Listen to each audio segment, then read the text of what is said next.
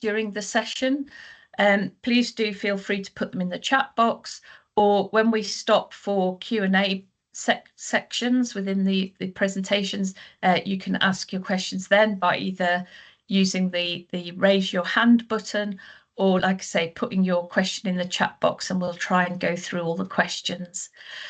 So I will share the screen now, and we'll move on to, hopefully you can all see those slides. Is that all right? Yeah. So yeah, today's session is like I say, sort of focused around trees. So we have a warm welcome to Jessica Allen, who's our Science and Action Research Manager at the Tree Council. Jess will be talking about tree health, including oak processionary moth, and also introducing the new Miyawaki planting method and the research that we've been doing at the Tree Council. Excuse me. I will then do a really brief introduction to the tree warden scheme, and we're very pleased to welcome Jeff Grant from the West Midlands Combined Authority, and Jeff's going to share with us the work that they've been doing in the West Midlands Combined Authority, looking at tree eco surveys, tree equity works, etc. But they are also part of the West Midlands Forest Partnership. So we look forward to hearing all about that as well this morning. So without further ado, just to cover the learning objectives for today. So the learning outcomes will be a better understanding of biodiversity, habitat management, environmentally friendly operations, landscapes as ecosystem services, partnership development, learning and engagement for green spaces, all of those, and volunteer programs, community engagement, etc. So that's our sort of learning objectives for today. So yeah, without further ado, I'll hand over to Jess, who's going to talk to us about working together for healthy treescapes. Thanks, Jess. Thank you, Sam. Hopefully you can hear me okay. Is the sound all right?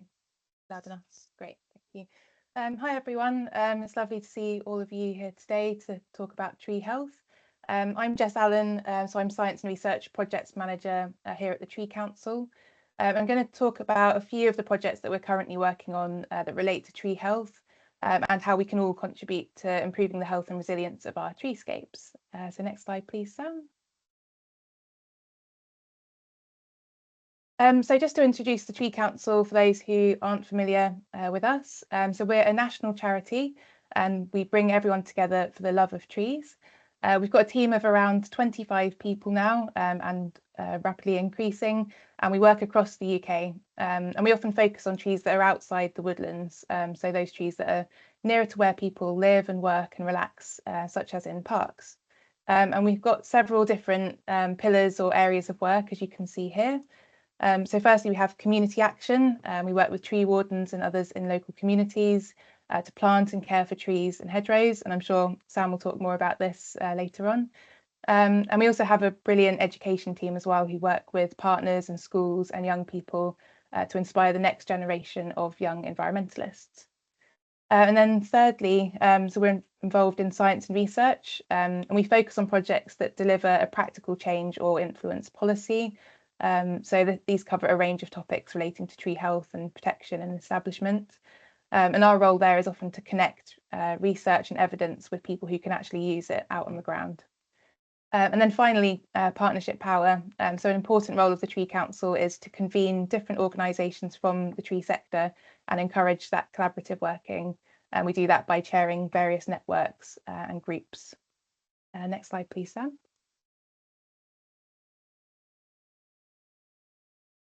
So today we're talking about tree health, and all of us can play a part in improving and protecting the health of our treescapes.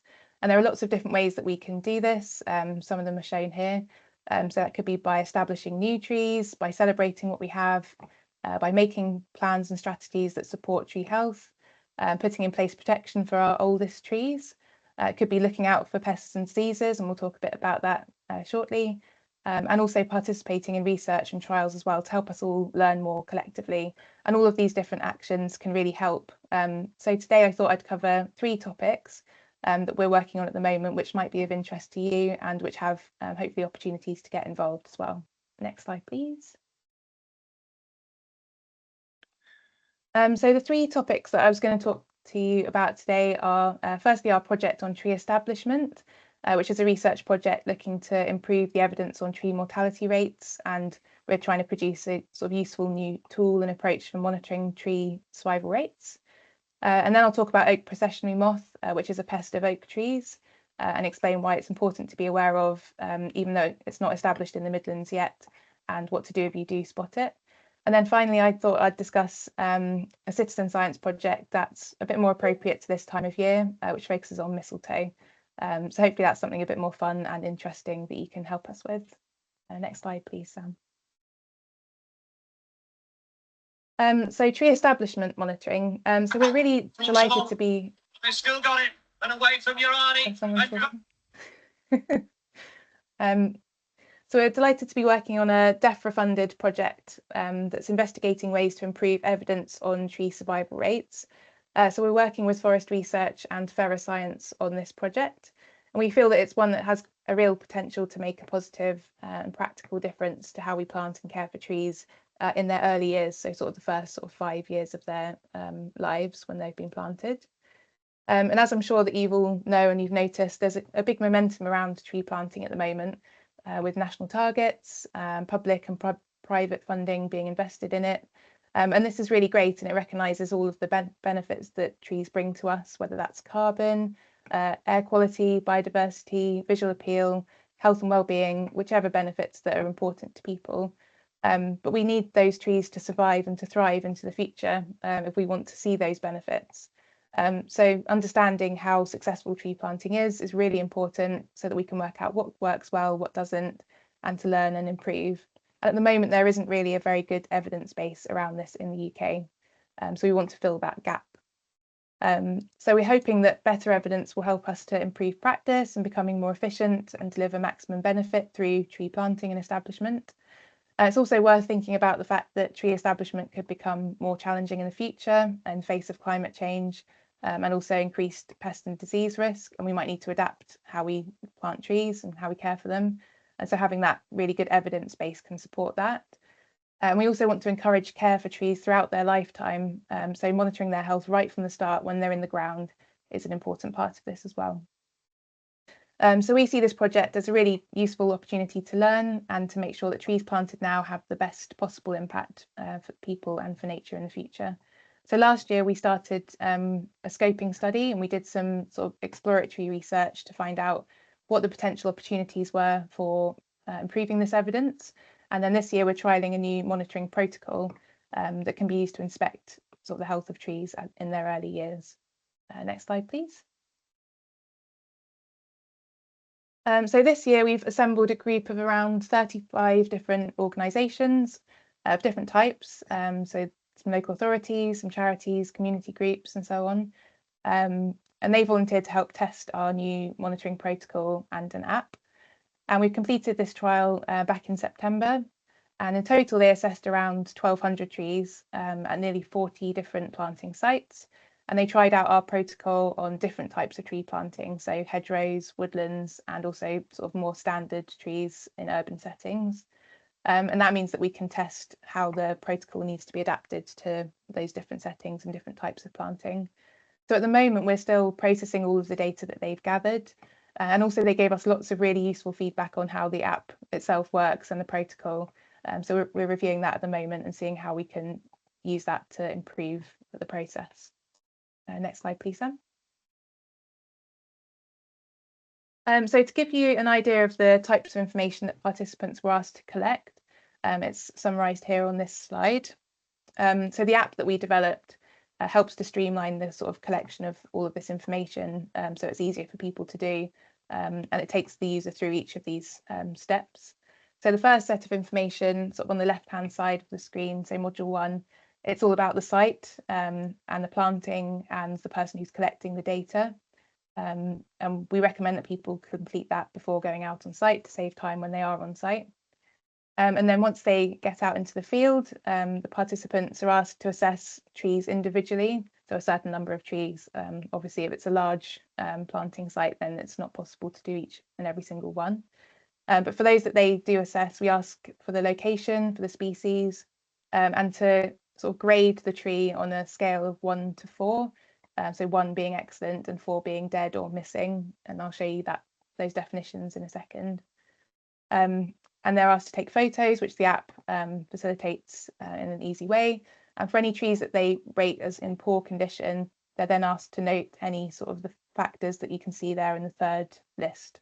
So things that could be the cause or help us understand what the cause of mortality is. They're also asked to report any signs of pests or diseases to Tree Alert, which is the national online reporting system for pests and diseases. And then once we have all of that information, we can start to understand and quantify the main causes of tree mortality or poor condition. And we're trying to look at that at a site level, but also regionally and nationally as well, to see what different trends we can identify. And we know, and I'm sure that you're familiar with different factors that are often cited as being problems. So deer grazing being one that's very commonly cited. But at the moment, this is quite anecdotal. So we're hoping that this process and this data collection can move us from anecdote into sort of more robust evidence. And we hope that once we have all of this information, that it's useful to people on the ground, but also to people who are making policy and developing grants as well. So we're hoping that it all filters out and has a positive impact. Next slide, please.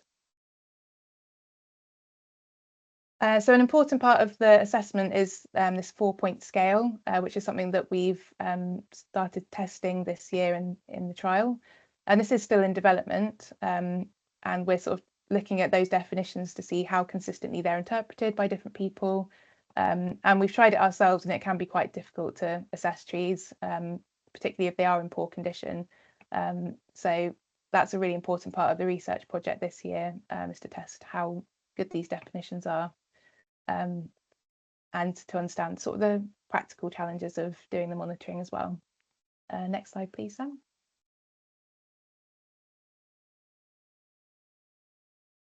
So this work is still very much ongoing, and we hope that next year there'll be an even sort of bigger data collection process. So we need to make sure that we get funding for that. But if we do get funding, then we'll be looking for lots more participants next summer to go out and try the protocol, collect data on sites where there's trees that have been planted in the last sort of 5 years or so. So if you'd like to be involved in that, please do let me know, and my email address will be at the end of the slides. We'd love this project to get a really good reach across the country, so it'd be great to have the Midlands really well represented in it. So please do let us know if you'd like to be involved. And it's mostly quite a quick and easy process. So hopefully that's something that you'd be happy to do. And so yeah, so that's a research project that's focused more on the health of our younger trees. And now we're going to move on to a topic, a pest that affects more of our mature trees. So next slide, please, Sam. So oak processionary moth, or OPM, which it's known as for short.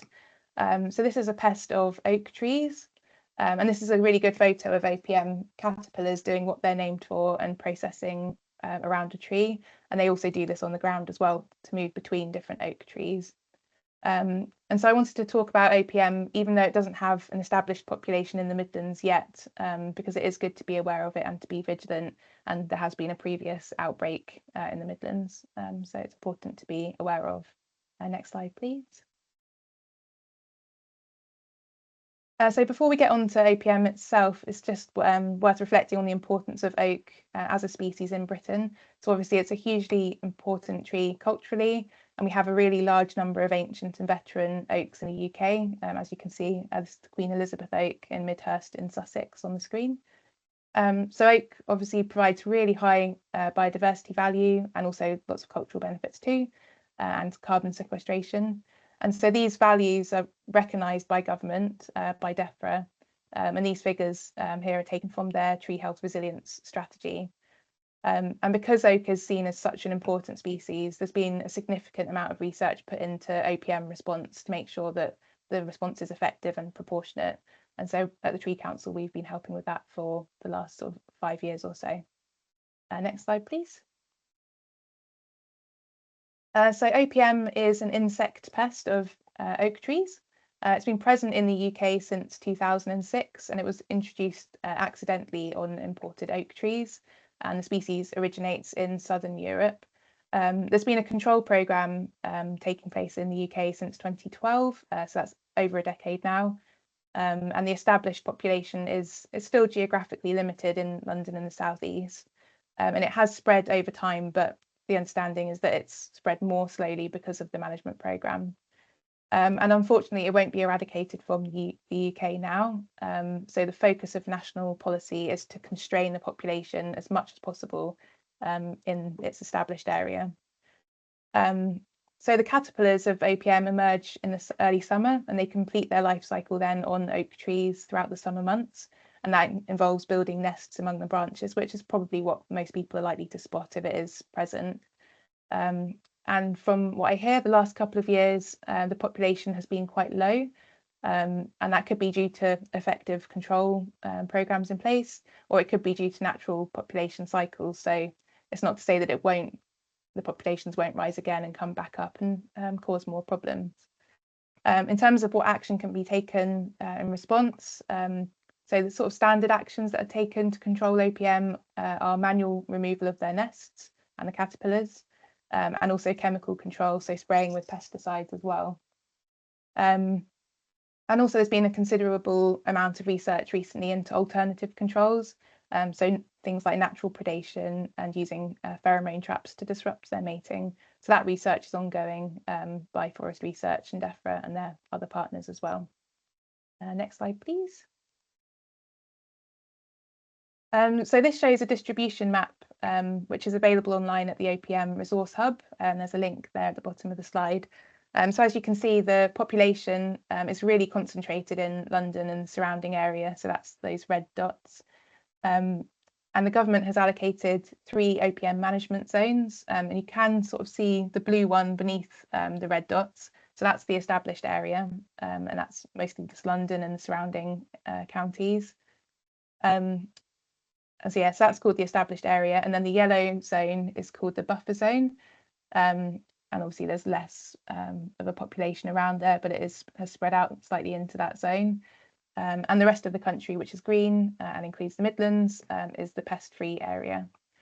And the government takes a different approach to OPM response depending on which zone it's found in. So in the established area, in London and the sort of surrounding area, they're now quite hands-off, and they allow for more of a local risk-based approach. So landowners and authorities can basically implement their own response as long as they can show that they've assessed the risk. And in the other zones, if OPM's found and it's confirmed, the Forestry Commission will take sort of more swift and robust action to try to eradicate that new population. So as you can see, there's an outbreak there in Hampshire, not far from the New Forest. And also, perhaps more relevant, there was one in the Midlands up there, and as you can see. I think that's why it's important to sort of be vigilant and to share information about OPM, because obviously it can move, and so the sooner we can pick up on any potential outbreaks, the better. And also to say there are some rules as well around the movement of large oak trees between the management zones. So if you're buying a large oak tree or procuring one, it's worth checking out those rules just to make sure that you're compliant with them. Next slide, please. So why is OPM a problem? So firstly, it has the potential to harm human health. So that can be causing skin rashes and also respiratory issues if people come into contact with OPM, with the caterpillars or the nests. And you probably see on the picture at the start that the hairs on the caterpillars, they're what causes those reactions. So if there are infested oak trees in areas with public access, such as parks, car parks, or by schools or care homes, the human health impact becomes probably the more significant factor to manage. And I'm sure as people who manage parks, the element of making sure that people are safe in the spaces that you manage sort of resonates with you. But to have those health impacts, it probably requires quite a sort of significant exposure, quite direct contact. So it's important not to sort of overstate the risk, I think. And then secondly, although evidence is limited around this, there are concerns that OPM can weaken oak trees as well, so causing that threat to oak health. The caterpillars eat the leaves, and on its own it might not be a huge issue, but in combination with other stresses on the trees, it could potentially have an impact. And then these two different factors, the human health and the tree health, can cause additional costs and worry for people who are managing land. And that's something that a lot of the research has been focused on in London and the South East, is how to help people to manage those different considerations. And then there are concerns that the action that we take in response to OPM in itself could have negative impacts if there's an overreaction or it's inappropriate. So, for example, there's a worry that people might remove oak trees unnecessarily, or to use chemical sprays in a very widespread way that affects biodiversity. So really the effort is to make sure there's a proportionate approach wherever it's found, and that one that balances human health and tree health. And so there are lots of different resources that government have funded, including an OPM toolkit, which is available on our website. And there are some links at the end of the presentation to help point you in the right direction. Next slide, please. So the key message really is to keep an eye out for OPM in the summer months. There are some really good resources online that help with identification, and if you think that you've seen it, the best thing to do is to report it to Tree Alert, which is an online reporting tool where you can report any concerns about tree pests and diseases. And for OPM, if you spot it in the Midlands, it's probably also worth contacting the Forestry Commission directly, and probably worth informing the local authority if that's not you. And hopefully you won't see it, but there was that outbreak in Derbyshire, as you can see in that press release there, in 2023. So vigilance is really important, and supports the efforts to contain OPM. So I'm sure if we wanted to do a more detailed talk or something like that in the future, then we could facilitate that with some other experts as well. Yeah, I hope that's a useful introduction to OPM. And then next slide, please, Sam. So now on to a bit more of a fun and festive topic, mistletoe.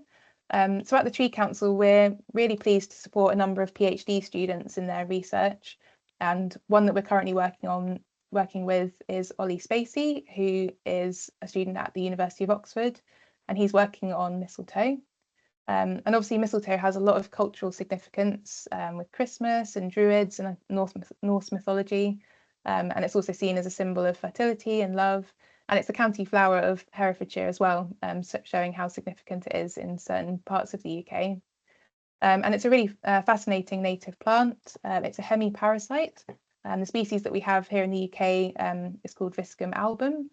It's an obligate hemiparasite of the trees it grows on, so it can't survive without the host tree.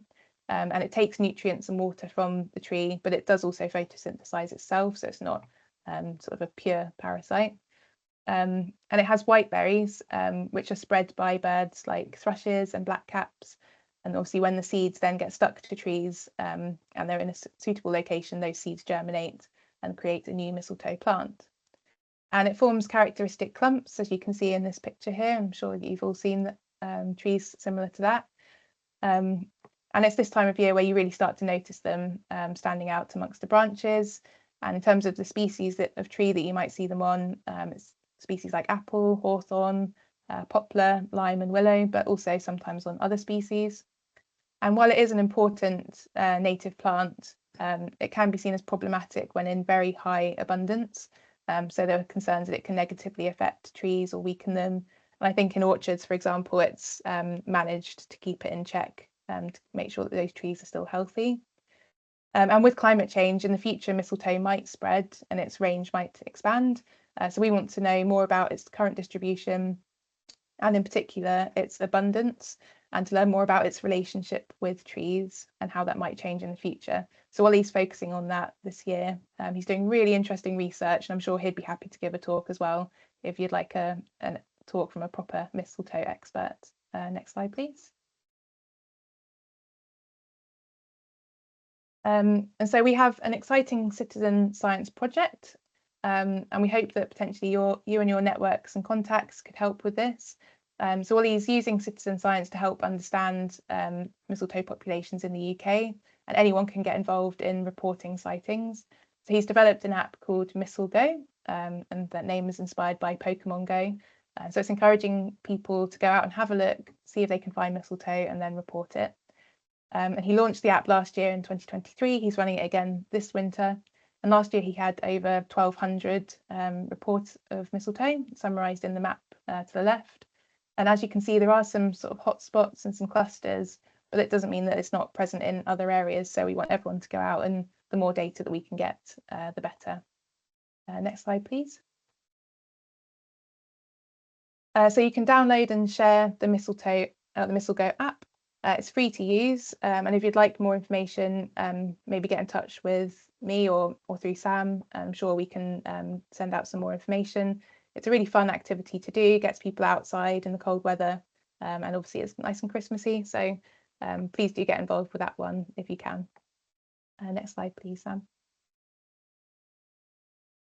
So finally, just at this time of year, National Tree Week is around the corner, and it comes up in the last week of November.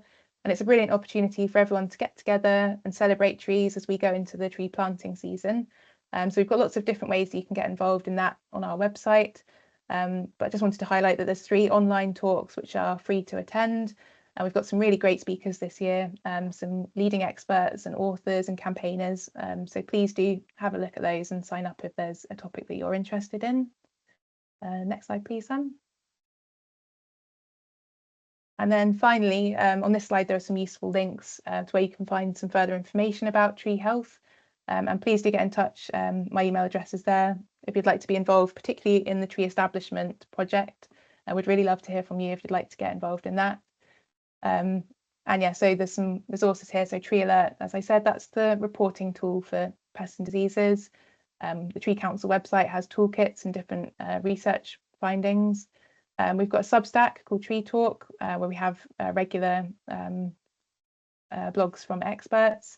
And then there's the OPM Resource Hub, which is a really good go-to place on all things OPM, as well as the Forest Research website there as well.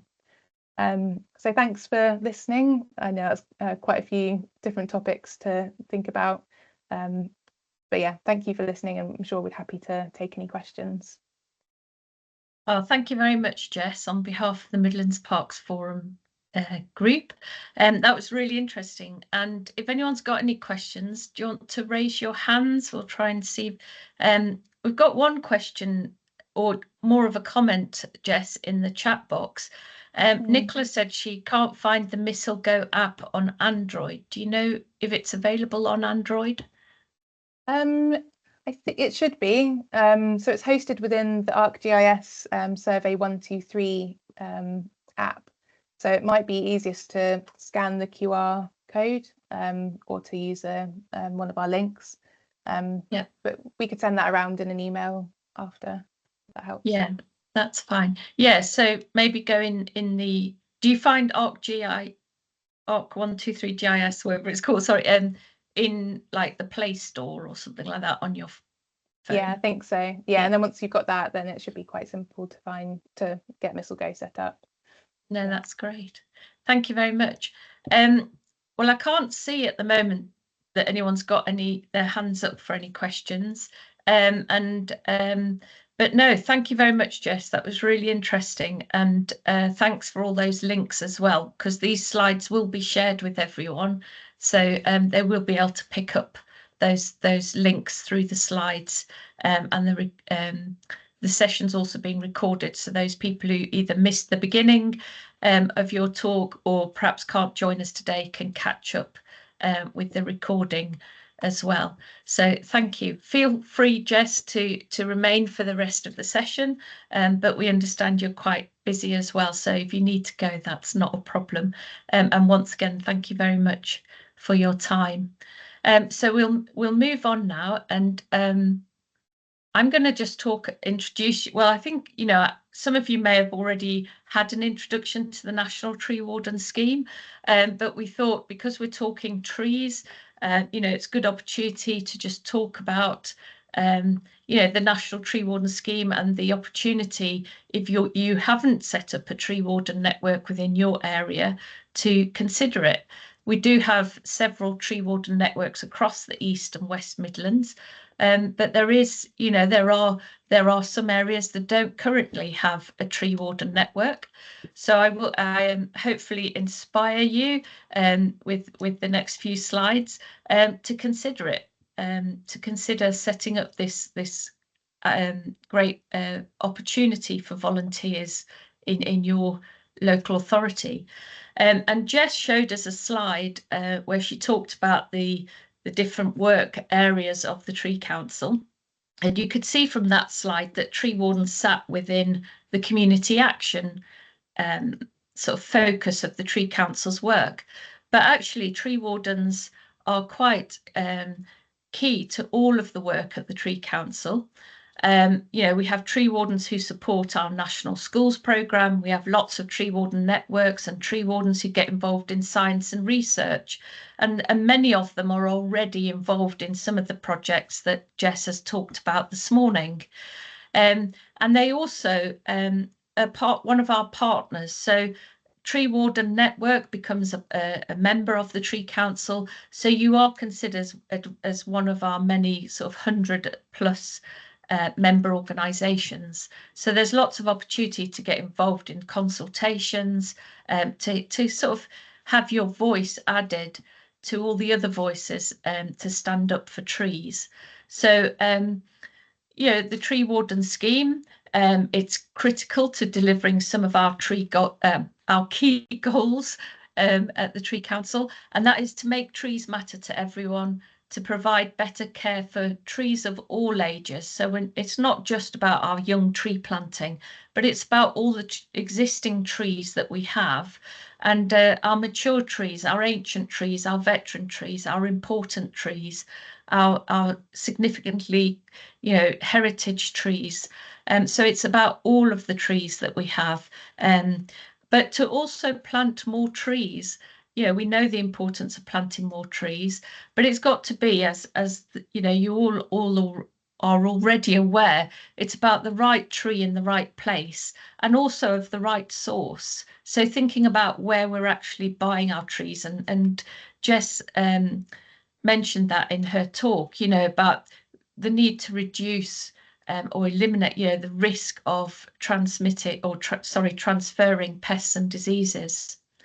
And also to inspire effective action for trees and there's lots more.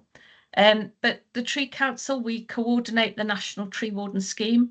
The Tree Warden Scheme was born out of the 1987 Great Storm, where in one sort of night we lost over 16 million trees. And all the partners, the Tree Council, they came together.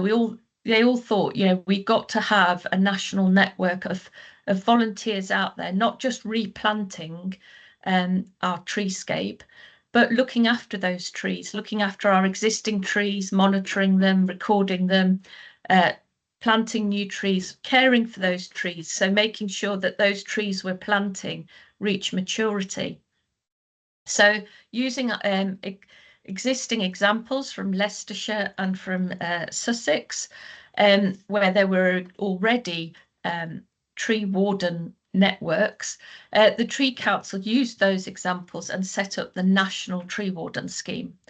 And so we're kind of like, if you like, the foundation, we're the roots of the scheme, and we work with organisations such as your local authorities and others to set up a tree warden network. So the network sits within your local authority, and you appoint a local tree warden coordinator, network coordinator. That could be somebody in an existing post, and they then take on the role of coordinating the tree wardens. Or it could be that you have a new post coming into play with some extra funding or something, and you could include the role of tree warden coordinator within that new post. Each network then sort of appoints and manages their own tree warden volunteers with guidance from the Tree Council. And I put in there parish and town councils because some of our more rural networks, they might decide to actually involve parish and town councils and ask the parish and town councils to appoint their tree wardens, but coordinated by the central local authority. The borough, district or county council. So that's kind of just gives you an overview of how the system works, if you like. It is a membership scheme, so each network becomes a member of the Tree Council, and the name Tree Wardens is a trademark of the Tree Council. So we do ask that it's not used if in areas where they've not set up a tree warden network with the Tree Council. So what is the role of a tree warden? Well, community involvement is at the heart of tree wardening. We don't have a defined job description for a tree warden. And it's up to each network, if you like, to decide what their priorities are for their area. So, it could be a whole range of things. But we do encourage our tree warden networks to inspire their tree wardens, to inspire their volunteers, to be, if you like, the eyes, ears and voice for trees in your local community. And that can be, planting trees and hedgerows, caring for trees and hedgerows, growing trees from seed, establishing community tree nurseries, perhaps. Recording trees, so tree inventories, eye-tree surveys. There's several tree warden networks that have had training through tree economics to carry out eye-tree surveys for the local authority, monitoring trees, basic tree health, and key pests and diseases, as Jess has talked about. And we have several networks, and I'll talk about that in a minute, where they've actually put their tree wardens through LANTRA training, so that they've got the LANTRA basic tree health, tree assessment, tree inspection qualification.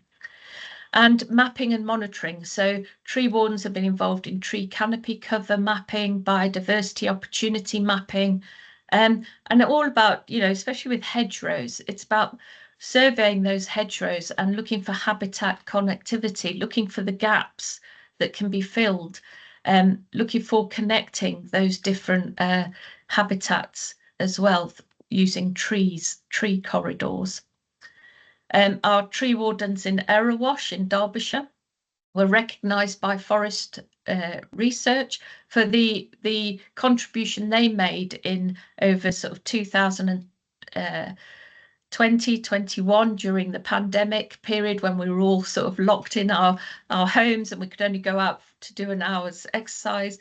But a lot of tree wardens in Erewash took part because it was a desk-based activity they could do at home, and so they sat there and they actually, they did the tree canopy cover mapping for Forest Research, and they were recognised for that, for their contribution.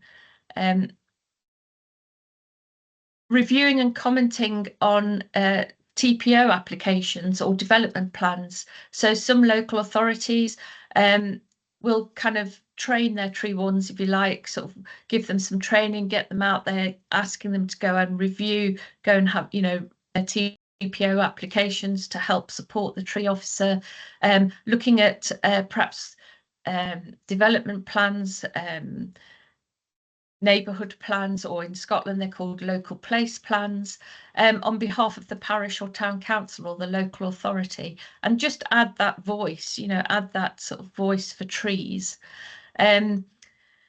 Raise awareness and community engagement, celebrate trees and hedgerows in the community, so leading guided walks and events, organising community events and activities. But we do encourage tree wardens, and we hope you do too, to sort of work positively with the local authority, with the tree officer, have that positive working relationship with their tree officers, any tree officers within the planning department, or within tree teams. So just to give you some examples of what tree wardens have been doing, I chose Leicestershire and Leicester only because I actually live in Leicestershire, so I thought I would sort of talk about the 2 tree warden networks that are local to me. So we've got Leicestershire Tree Wardens, which, as you know, Leicestershire, very rural kind of county, and they are one of those networks that do appoint their tree wardens through parish and town councils, but they do coordinate it from the Tree Council. And so, yeah, at the moment, Leicestershire Tree Wardens, they're focusing on creating community orchards, collecting heritage fruit varieties, but they're also doing things like data collection on trees worthy of protection. So they've been developing an app that the tree wardens can use to record their trees. And through that app, it will say whether that tree is sort of meets the criteria, if you like, for a TPO, and then they'll share that information with the local planning authority to try and see if those trees can be protected. But also it links to like the ATI, the Ancient Tree Inventory, so they can also record all of their veteran and ancient trees. They're also mapping trees for the Ancient Woodland Tree Inventory as well. And many of them have been upskilled in carrying out tree inspections on county council owned country parks. So again, they're sort of supporting not only the country parks team, but the tree inspectors as well. And Leicester City Council, sorry, the words on that seem quite small, but they've been mapping edible Leicester in partnership with their public health team. So on the City Council website, you can go on, you can find a community orchard near you. It will tell you all the different fruit varieties, and it's encouraging people in the community to actually go and pick that fruit, to go and enjoy those fruits. They also have events within the community orchards, and all their tree wardens are getting practical management skills training. So they're learning how to actually do the pruning on those orchards, so the tree wardens can actually look after those sites as well. They've been doing tree trails, they've updated and mapped tree trails for all the key green spaces and parks across the city. And again, they've put that information on the parks website pages, so somebody can go look at their local park and they can download a tree trail to follow. But they can also click on each tree and it will give them information about that tree. So they're also learning tree species and information about those trees. And again, Leicester City Tree Wardens, they're appointed directly by the City Council, and they've been, all of their tree wardens go through LANTRA training in basic tree inspection, and they're supporting the tree officer with carrying out tree inspections on council-owned trees. So that's just to give you an example, but we have, you know, lots of tree warden networks and they all focus on slightly different things. And the tree warden concept is simple: to empower people to act in their local community. And the Tree Council, we offer guidance for action through community-focused seasonal campaigns. As a tree warden, you know, they're encouraged to sort of perhaps organise events with the public to get involved in these campaigns, or it can be used as a way of focusing a tree warden's activity throughout the year. So we have our tree care campaign, which runs from March to September. And that's the time of year when we focus people's attention on the need for better care for trees to ensure the maximum numbers survive and reach maturity. So it persuades those people who've planted trees perhaps in the last 5 years to revisit them and carry out a few simple tree care tasks, such as clearing weeds, mulching, checking tree ties, loosening them if needed, removing tree guards if you've used them, particularly plastic. We want to get plastic out of the countryside, out of the green spaces. So if you have used plastic tree guards, remember to go back and remove them when they're not needed, or try not to use them. You know, try and assess whether you actually need to use tree guards in the first place, or look for alternatives. And also during particularly dry spells, ensure that young trees are watered if needed, just to give them that support that they might need. And spring in your step, this is the month of April. This encourages people across the country to celebrate their local trees by getting out into woodlands, their local park, or even tree-lined streets of their towns and cities. So tree wardens can lead guided walks or help organise guided walks. Perhaps you've got somebody in your area who is, has done a tree trail around your area, and you could invite them to do the guided walk. And then we've got National Hedgerow Week, which celebrates healthy hedgerows and all they do for us. And it takes place in springtime. I think it's usually around the mid or end of May.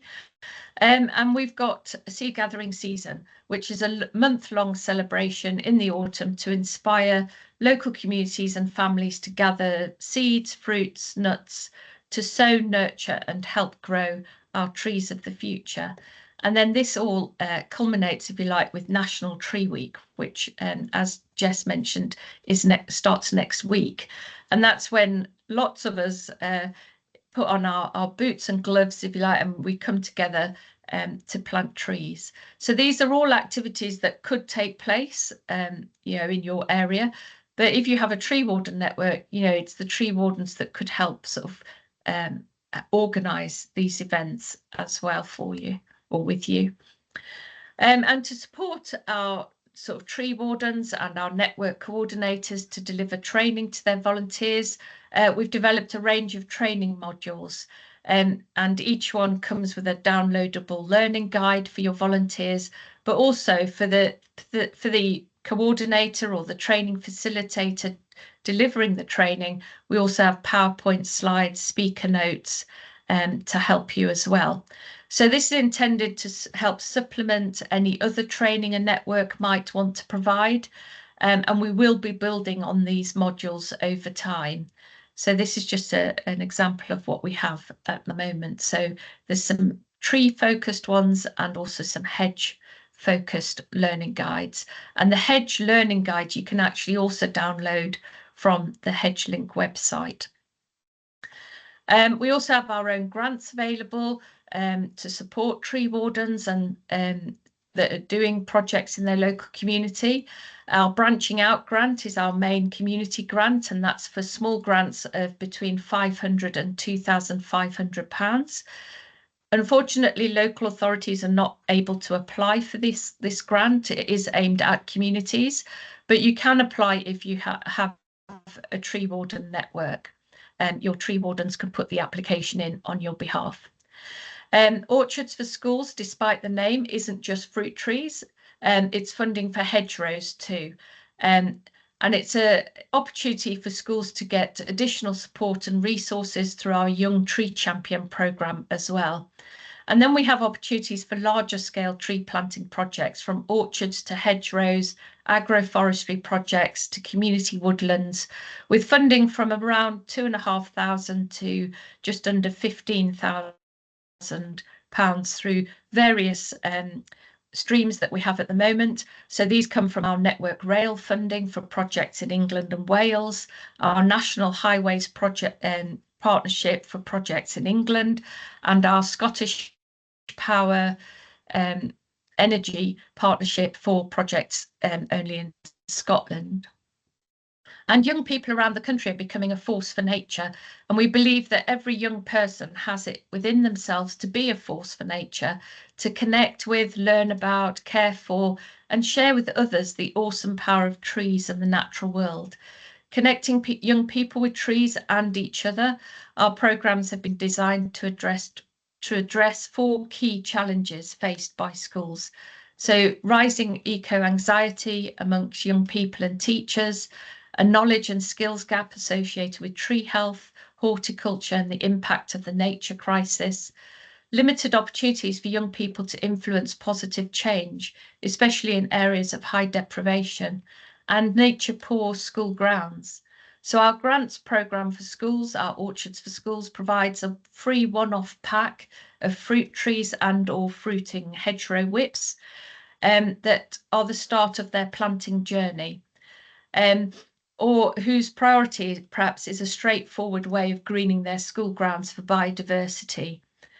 Tree wardens can be a real support to their local schools, sharing their skills, their knowledge, their time, and offering encouragement and guidance to our young tree champions and their teachers alike, so that they can all together make a real difference. And we provide guidance to our tree wardens on how to connect to their schools and the kind of support that they can offer. And I know, using Leicester City as an example, going back to them, and I didn't put it on the previous slide, I should have done. I know that they've been very active in working with schools across the city, especially schools that are going for their Eco Schools Award, their green sort of flag for schools. You know, and so they've done a lot of work connecting with their schools in Leicester City. There's so much more we could speak about, but you know, time is our limiting factor today. But please do get in touch with me if you want to know more about the Tree Warden Network or setting one up in your local authority. But yeah, I'll just sort of finish now with this picture of everyone tree planting, and wish you all a happy National Tree Week for next week. Do check out our National Tree Week pages on the Tree Council website. We do have some fantastic talks lined up that you can sign up for, free online masterclasses, webinars. But yeah, just remember as well, it's not just about getting trees in the ground, it's about making sure that those trees reach maturity. So, you know, looking after those trees once we've planted them is really important. So thanks for listening. I don't know if anyone's got any questions particularly about that. I'm just checking the chat box to see. I can't see any specific questions, but thank you, Andrew, for your comment. So refreshing to hear Tree Council championing community food growing schemes and edible landscapes. Yes, I totally agree with you. Tree Wardens is a great way of establishing the resources required to manage these types of treescapes. So yeah, please do get in touch if you're interested in finding out more about the Tree Warden scheme. So I'll leave it there because I can't find any more. I can't see any questions. So I'll move on to our guest speaker, Jeff Grant, who's, as I said at the beginning, is from the West Midlands Forest Partnership Coordinator, and Jeff is from the West Midlands Combined Authority. So over to you, Jeff. Thank you. Thanks very much, Sam. Hi, everyone. Yeah, as Sam said, I'm Jeff Grant. I'm from the West Midlands Combined Authority. I'm the West Midlands Forest Partnership Coordinator, and I sit within our wider environment team. So we've got various officers, including local nature recovery strategy officer, local investment in natural capital, an air quality officer, circular economy, climate adaptation. So a real range of skills in the team. I'm here today to speak about our forest partnership, our iTree Eco Survey work, and some tree equity and virtual forest website programs that we've had going on. My role's been funded for the past 18 months from the Woodland Trust Emergency Tree Fund, and that's where the money has come from to deliver this. So if you could skip forward a couple of slides, please, Sam.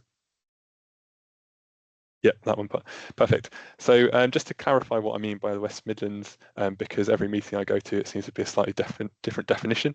Our combined authority covers the 7 metropolitan areas. So that text is very small, isn't it? Sorry about that. But it's Birmingham, Solihull, Coventry, and then the Black Country. So Walsall, Sandwell, Wolverhampton, and Dudley.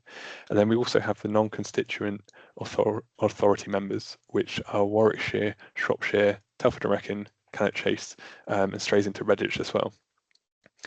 So when I was brought in, one of the main things we wanted to do was set up a West Midlands Forest Partnership to talk about trees across the region. So we brought together the local authority officers around trees and parks, and we have a quarterly meeting to discuss topics around trees. So because there wasn't necessarily that communication, and the West Midlands Combined Authority sits in that overarching position where we can facilitate discussions across the region rather than potentially being a bit more insular in our own local authorities. By having those quarterly meetings, it's been really good to discuss topics around trees, share the knowledge between different officers. We can note down which funding we might be applying for. We can discuss whether it'd be beneficial to apply for a joint application across different local authorities, which actually might deliver a greater return on the investment of time and effort. And we can also share best practice. So we've got a lot of experience across the region, and people may have done a project already or may have a certain idea. We can feed back that information, actually develop a really good project going forwards. With the overarching aspect of the combined authority, we also have a lot of connections to different stakeholders, whether that's public sector, private or charities. So for instance, as the combined authority, we hold the adult education fund for the region. So that's given me a lot of opportunity to come up with ideas and approach different community groups to see if we can get those funded. And I'll talk about those in a little bit more detail as we go through. If you can skip on to a slide, the main thing I wanted to speak about was the iTree Eco Survey, which we carried out. So this was the bulk of work that was funded by the Woodland Trust, and it's a survey to assess the ecosystem service values of trees across the West Midlands region. In 2022, Treeconomics undertook it for the Black Country, so Dudley, Sandwell, Walsall and Wolverhampton. And based on the results of that, we applied for some funding to expand that to Birmingham, Solihull and Coventry, looking to get an idea of tree values across the whole region. Sam mentioned Treeconomics earlier, and it's Treeconomics that did the work again.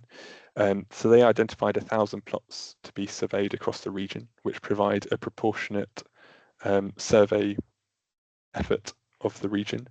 And from the results of those plots, we multiply it up and get an estimate for the region as a whole. Each plot is a 22-metre diameter circular plot. You go out to that survey and you essentially carry out a habitat assessment. So you identify whether it's hard standing, whether it's grassland, how many trees are on the site, and then you take a variety of measurements of the trees, so height, diameter, species, condition, all that sort of things. And from that, bringing in results and national guidance around carbon sequestration, air pollution values, etc. We've got the values that you can see in this table below. If you wanted more detail, you can scan that QR code in the bottom left-hand corner. That'll take you to our website where we've got the reports uploaded in more detail. The results in the table show us the results for each of the 7 local authorities, but there are more detailed reports at those links below for each individual one. You can see we've got an estimate of the number of trees across the region, the density of those trees, sort of canopy cover, most common tree species. These do have to be taken with a pinch of salt because they're done with a certain methodology and then scaled up. So you never, it's essentially it's a cheaper way than sending someone to drive around every single street and count the number of silver birch or ash trees that we've got.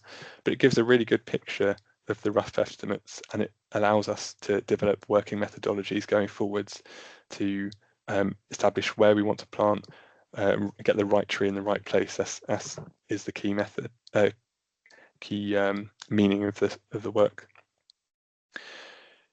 We've got a lot of ecosystem services values in there, so the carbon storage, sequestration, the pollution values, and the runoff.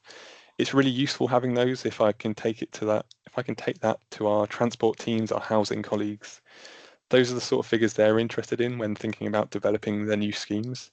If we've got a housing development that is due to put in 200 houses, saying, oh, we should keep those trees for biodiversity reasons isn't necessarily an argument that's going to win them over. What they want to know is the financial final end line, if you like. So actually coming to them and saying, look, this mature oak is going to add X amount to your development. It's going to put 10% on a house price. It's going to increase footfall to a cafe by 5%, as some studies around the Manchester region have shown. It's that kind of figure that's going to convince people to retain trees or put in more green infrastructure. So these figures have been really useful in terms of going out to stakeholders and actually arguing for green infrastructure, either for trees in particular or as part of our wider team. So we also look at SUDS, we look at air pollution, that sort of stuff. We've also tied this in with the Woodland Trust's tree equity mapping. Next slide, please. Which has been undertaken by the Woodland Trust Centre for Ecology and Hydrology and American Forests. So the map shows the tree equity for a region, which can range from 0 to 100, where 100 is the desired canopy target, which is, I believe it's 30% for the UK version, which has been established by Forestry Commission and the Woodland Trust through general targets. This brings together various indices of multiple deprivation, some of the factors I said earlier about air pollution, urban heat island, and actually gives a figure for the tree equity score. This has been really useful along with our iTree Eco work, because we've been trying to focus our proposals on areas which have the lowest tree equity. So for instance, it's in South Birmingham, around the Edgbaston area, you've got a lot of wards which have a tree equity of 100. So essentially they've hit their target. It's very green, it's a very leafy area. Whereas the map here shows where our West Midlands Combined Authority office is, Summer Lane, just around the back of Snow Hill in central Birmingham. And the tree equity there is about 53%. If you go there, it's quite urban. There's a lot of concrete, a lot of tarmac. We want to try and get more trees into that setting. So this tree equity map has been really useful for working with our tree giveaways, which we're running over this National Tree Week, and we have done in previous years over the planting season, to actually focus applications. Sorry, with the tree equities, people apply for a tree pack from us, similar to the Woodland Trust's school packs, similar to the Tree Council's offers. We're looking to deliver those in areas with poor tree equity, so they can have the greatest impact for our urban climate. It's been really good to go out to those regions and talk to people. It's a really good sort of community outreach program as well, where we can have a chat to them, explain why we're trying to make this region greener, the benefits it can have, maybe chat to them about why there aren't any trees, if they want any trees, that sort of thing. Get a really good on the ground approach to it. And actually, by reaching out to the community and having a chat to them, it seems a much better approach for a long-term success of those tree plantings as well. If we were to just go out on a Monday morning and plant some trees, they're probably going to get knocked down, especially if you're taking up someone's parking space. However, if we can go out to them, explain what we're doing a few weeks in before, get community buy-in, get a community tree planting event, that's been really positive in terms of the long-term success of it, because they feel a bit, communities feel a bit more ingrained in it. They've got some skin in the game, if you like. They've actually planted that tree. They can bring their kids back year after year to see how it develops. If you go on to the next slide, please, I'll just chat through our virtual forest website, which is, I haven't actually put the web address on there, that's a bit of an error, but it's, if you search West Midlands Virtual Forest, this is a website we've designed and added a load of information to try and be the go-to for trees in the region. So there's pages on there, including our tree giveaway, so you can request a tree. The most important page on there from my perspective is probably the funding page. So we've just got a spreadsheet on there of all the funding opportunities I could find, and that's updated regularly with anything from 0.1 hectares upwards, and they're sort of categorized by what is valid for.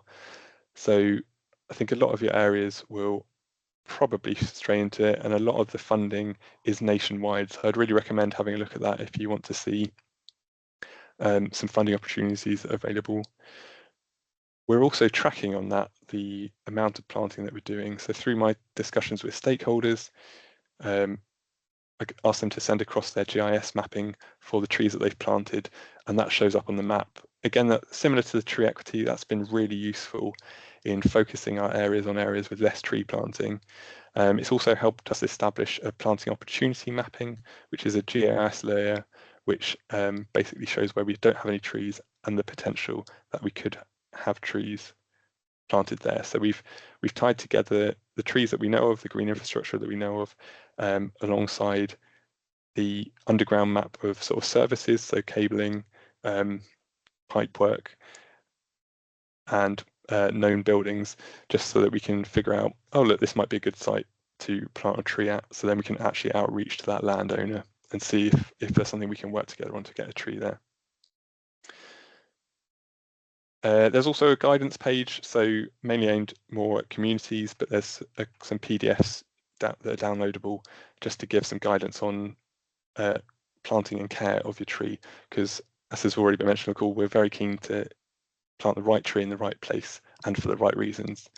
We're trying to work on policy-wise in terms of a national aspect, trying to steer it a bit away from planting numbers. We're aware that there's a massive drive for planting tree numbers, but that isn't always the best because how many of them actually establish. So we're trying to angle it from the combined authority aspect, that actually one mature tree in the urban setting is probably a lot more important than 1,000 whips which might not make it to maturity. And again, looping it back to the iTree, those ecosystem services are really valuable in arguing that. If you can say the value of a mature tree, then that's an incentive to keep it. If you could skip on a slide, I think my final bit is just around tree nursery studies. We also commissioned a report in whether community tree nurseries would be something that was valuable. The results of that were that it would be something valuable, and people would be keen to grow more trees for the local region in the local area. Admittedly, there's probably an argument around climate change and how things work in terms of the warming environment, but we're looking for sites to develop as community tree nurseries. We're in touch with a couple of community groups around that, and it's a slight catch-22 at the moment. We're looking for funding to do it, but we're also looking for groups that are interested in it. What we're hoping to do is create sort of an oven-ready approach, if you like, so that when the funding opportunities come up, we can put in a bid straight away and hopefully develop that. That was done by AJS consultants. They're now working with Coventry University on a growing diversity scheme, which is looking into how people purchase their trees at the moment. So if you have seen that email going around as well, I'd recommend filling out the survey because that additional data will help us going forwards as well. I think that's everything for me. I think there's the next slide with my contact details. We're always looking as part of our local investment in natural capital scheme for sites that we can develop for just wider environmental projects, really. So if you do know any, or if you've got any questions, do get in touch with me, either at my personal email, which is on there, or either of the more general West Midlands Combined Authority emails as well. And thanks very much. Thanks very much, Jeff. I managed to quickly search for your virtual forest website, and I've put that in the chat just so people have got the link for you. Any questions for Jeff? Has anyone got any questions? Put them in the chat box or raise your hand. Yeah, I can't see any specific question requests, Jeff. So, but thank you very much. That was really interesting. And I'd really like to, if it's okay, put you in touch with our colleague Will Fitzpatrick at the Tree Council, who's doing a lot of work around community tree nurseries as well. Yeah, that'd be and great. may potentially have a little bit of funding to help set up if you're looking for a couple of starter projects or something. So I will make that introduction for you. But yeah, thank you very much for that. I've learned quite a lot now about what you're doing at the West Midlands Combined Authority. Very interesting. So just putting back my hat of Midlands Parks Forum on at the moment, just to let you all know as members that we've got some future events coming up. So don't forget, Thursday the 12th of December, we have our festive coffee and chat that you can join online. And we've got Ellie from the Parks Forum, who's going to be looking at the theme of accessibility. We've got Anna from Coldmoor Community Garden, Raising a Million. I'm not quite sure what that refers to, but it sounds really interesting. We've got Ed from Parks for London, who's going to talk to us about going to share with us the quality manual. And we'll also have an open session for you for some of your hot topics. So if you've got a topic you would like to be discussed during that coffee and chat, do email Alison, and there's her email address, pm@midlandsparksforum.co.uk. And then coming up in January in the new year, we've got our allotment management training. So this event has been funded by the Parks Forum to contribute to our members' learning framework. So members, this is for you. A link will be available for booking. We'll send that out in December. Alison will send it out.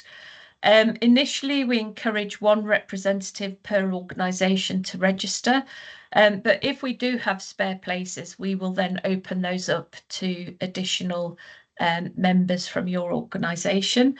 If you do book on and then you're unable to attend, please do let us know, or because then we can allocate that space to somebody else, or encourage a colleague to come in your place if you can't make it and it's quite short notice. But booking is on a first come, first serve basis. So do get in there if that's something you really want to do. Get in there quick when you receive the email. And as I said, a waiting list will be in operation. Please don't forget we've got online resources through your members' website. And we recently had our 2024 conference in Staffordshire, and the presentations are available, so you can have a look at the presentations, the slides.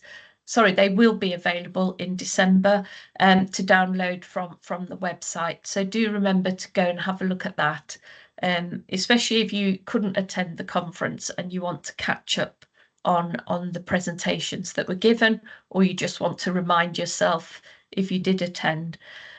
So I think that's I will just stop sharing. We've come to the end of our session, so I just want to say thank you very much everyone for attending. We hope and trust you found that really useful and interesting. The slides will be sent out, I think, by Alison in due course when she's back at work. But yeah, thank you very much, and we look forward to seeing you at a future session. And once again, thank you, Jeff and Jess, for being our guest speakers today. Thank you. Bye. Thanks very much, Sam. Thanks.